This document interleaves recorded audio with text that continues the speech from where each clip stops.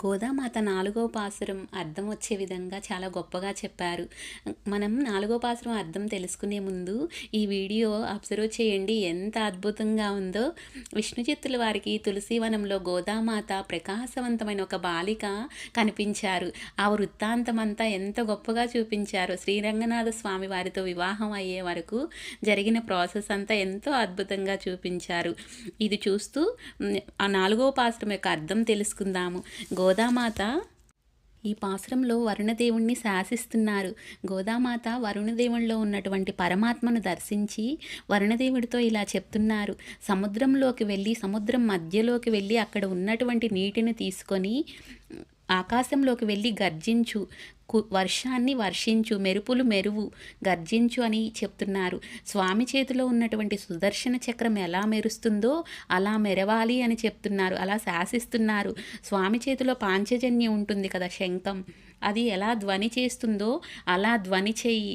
పరమాత్మ లోపల ఉన్నాడు కాబట్టి గోదామాత మనకు సాయం చేయాలి అనే గొప్ప సంకల్పంతో భగవంతుణ్ణి ఇలా శాసిస్తున్నారు. గోదామాత వరుణదేవుడితో వర్షం ఎలా వర్షించాలో ఇలా చెప్తున్నారు.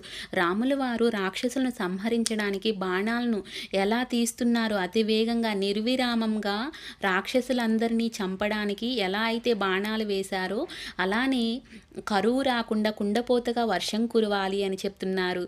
ఊరులో ఉండేటటువంటి వారు ప్రజలందరూ సంతోషంగా ఉండాలి.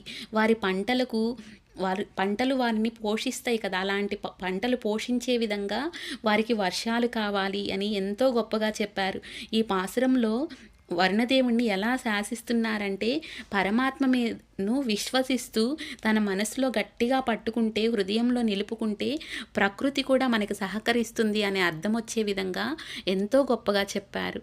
ஆணிமழை கண்ணா வன்று நீ கைக்கரவேல் ஆஜியுள் புக்கு முகந்து கொடுவார்த்தேரி ஊஜி முதல்வ நுருவம்போல் மெய் கருத்து பாஜி எந்தோளுடை பற்பனாபன் கையில் ஆஜி போல் மின்னி வலம்புரி போல் நின்றதிருந்து தாஜாதே சாங்கமுதைத்த செரமஜை போல் வாஜ உலகினில் பெய்திடாய் நாங்களும் మార్గజి నీరాడ మగిజిందు ఏలోరెంబావాయ్. ఇలా గోదామాత ఒక్కొక్క పాసురంలో ఉండే అర్థాలను ఎంతో గొప్పగా చెప్పారు. తెలుసుకొని అందులోని పరమార్థం మనం అర్థం చేసుకుంటూ ఉంటే ఎంతో గొప్పగా ఉంటుంది. భగవంతుడు ప్రజలందరూ సక్రమమైన మార్గంలో వెళ్ళడానికి ఎన్నో మార్గాలను మనకు చూపిస్తున్నారు. అందులో మనం వెళ్ళాలి.